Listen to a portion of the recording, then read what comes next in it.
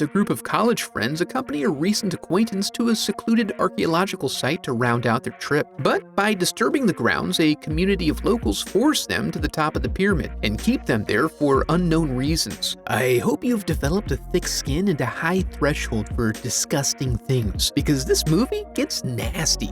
We open on a woman in a cave, or perhaps some ruins, crying out for help. Unfortunately, no one ever comes, and then she's dragged off into the darkness. Then we take a sweeping view of a rainforest before zooming in on a gang of nubile young friends hanging out and playing gin, as was so popular with college students back in 2008. Jeff and Stacy finish up their game as Eric returns with margaritas. But all of this is put on hold when Amy realizes she's missing one of her most important earrings. Observed from across the way, this is the perfect opportunity for a save by Matthias, a swarthy gentleman of Germanic descent. He produces the precious missing trinket and is rewarded with a drink, which leads naturally to a casual conversation. Matthias is alone today because his bro Heinrich went to visit his girlfriend, an archaeologist working at an excavation site. They were looking to sightsee a local treasure that's more off the beaten path, so he invites them to accompany him tomorrow if they're interested. After a brief survey, they unanimously agree to partake in what the locals would likely consider a desecration.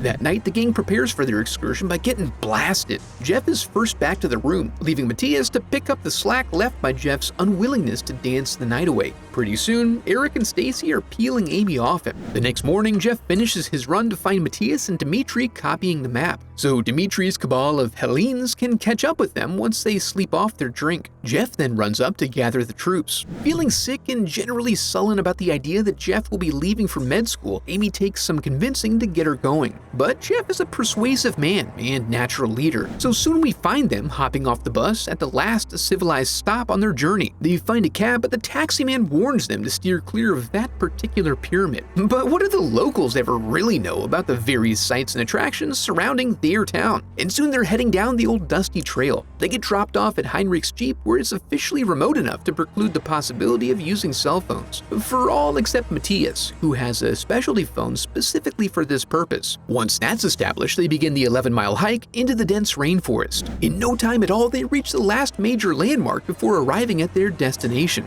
They are observed from afar by some curious children. While they attempt to communicate with them, Matthias finds the trail, which had been intentionally covered over with some large fronds. The girls do wonder about this and consider whether it's wise to carry on, but their second thoughts are overruled, and the group continues under the watchful eye of a young Mayan girl. And see, they find the site very quickly, making this simple trip completely worthwhile in every possible way. They have only just begun to ponder which stairs they'll climb first when a very serious man busts through the tree line, dismounts, and shouts at them in an unknown language. Jeff is an expert at dealing with people, so he offers up some dinero. This offering is declined, and then some more horsemen emerge. They try to impart that they're simply there to meet up with their bro, but this also doesn't do the trick. As they try to pierce the language barrier and find a common understanding, Amy snaps some choice photos to try to capture the essence of this confusing and alarming moment. Unfortunately, it only adds to it as they are worked into a frenzy.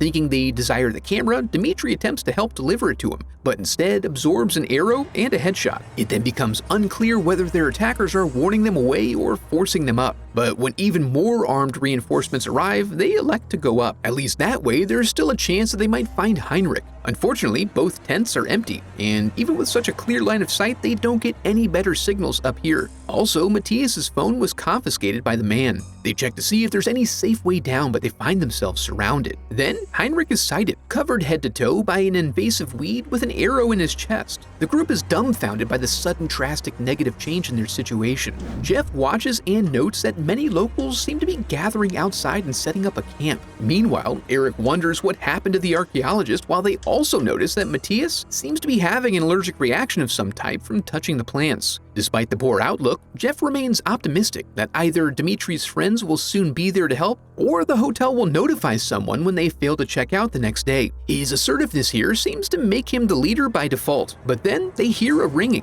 Matthias points out that Heinrich had a fancy phone similar to his, and it appears to be getting a signal even deep within the stony structure. So they scramble to try to safely descend into the pit before it goes off. Unfortunately, and despite their intent, they experience the opposite outcome. They have to push past their initial shock when signs of life begin to emanate from the dark. Jeff sets to checking the remainder of the rope for structural integrity so they can lower one of the girls into the pit. I mean, he would go himself, but he's manning the crank. If he left, who would crank then? Stacy volunteers and is soon descending deep into the heart of the pyramid. They reach the end of the rope, but she's not yet at the bottom. However, with Matthias begging for help, she goes ahead and hops down. I got my knee! Oh, and in her white pants, too. She works to get some light down there so she can more easily extricate the glass currently making love to her knee. Meanwhile, up top, they work on figuring out how to make some extra rope while down under, Matthias reveals that he can't feel his legs. Stacy calls up this news and also reports that it smells like shit down there, which Matthias tries to determine if he should take as an insult. Jeff immediately springs into action despite Amy's protests about the dangers of moving someone with a broken spine. Desperate for an alternative, she runs down to ask for help, but finds the language barrier to still be a hindrance. Upon reaching peak frustration, she throws some weed at them, hitting a young boy. Their instant reaction gives some hint as to what their major deal is. He touched the vine. You all have. As the sun goes down, Amy's lowered with a makeshift backboard via an elongated rope. They're still a few feet shy of rock bottom, but Stacy insists on getting this wrapped up so they can get the hell out of there. So they very carefully prepare to lift him, but ultimately provide an extreme chiropractic manipulation. Now that he's up, Jeff recommends not moving him again, and also thinks they should look for some aspirin. In doing so, he finds Dimitri's plane ticket for the next day, providing additional encouragement that his countrymen should be there tomorrow to try to find him after he misses his flight. They then bed down for the night, taking shifts to keep an eye on the locals, sometimes from very close up. The next morning, Jeff chooses violence, showing them Vines what he thinks about him. Then Stacy wakes up feeling an unusual tingle in her leg, and this time it ain't Eric. When the leaves fail to brush off, she realizes that the vines didn't just creep on her, they crept up in her. Eric gently pulls it out as Matthias also senses something wrong with his legs. When they go to check them out, a similar horrifying problem is revealed. As they process this, Eric recognizes that they have spores growing on their clothes as well, but then they're distracted again when a ringing sound reminds them that while they were in the pit, they never got the phone. Jeff makes quick preparations to send the ladies in and search it out, as it may represent their only chance for salvation. Once down there, they light up and venture into the weeds, driven on by the constant ringing of the phone. They're then startled by a shuffling noise from the thick bush, which probs wasn't her. And while this unknown victim does have a fairly modern phone, it isn't the one that's currently ringing. So they continue on until Amy comes to discover that the sound is actually emanating from the undulating stamen of the flowers. The vines then make their move, and the attack forces them to climb back through the brush as the vine system attempts to hinder their escape. They're cranked up just in time and relay the unfortunate phone news. Amy's sole focus is now on getting off that pyramid, as they recognize that they're being forced into an involuntary quarantine. However, Jeff remains insistent that the safest option is to continue to wait, assured by his privilege that someone must already be searching out the missing gringos. So they hang in there. With all future goals and activities now moot, they narrow in on surviving while rationing and conserving their resources. Stacy mentions that she still has the strange feeling of the vine being inside her, probing around, but Jeff is focused on the danger of sepsis developing in Matthias's dirty leg wounds. Intoxicated by the allure of becoming the talk of med school, he feels encouraged to perform a double field amputation of Maddie's legs under the auspices of saving his life. There is some reluctance from the group, but Matthias gives his full consent. Jeff gives a complimentary bite leather, mostly for ceremonial purposes, as he insists that Matthias wouldn't have any feeling in his legs. Despite his assuredness, when he brings the stone down to break the bone, it certainly seems like he's feeling everything. Jeff sets to work amidst the screams, and sloppily but with drive and purpose disconnects his lower extremities. Once done, any sense of satisfaction is quickly forgotten in the face of the horror presented by the vines coming to take their meal. That night, Jeff goes back down to work some things out with their captors, while up top, Eric provides a little comfort to Amy, resulting in Stacy insisting that she heard them making love in the moonlight and right in front of her, which is so disrespectful. While they're all distracted by this, the vines take advantage of the opportunity to finish off Matthias. Jeff pulls them out, but it proves to be too late. Stacy then gets real dramatic about having some vine in her, and they're all taken aback when the flowers begin to mimic her in concert.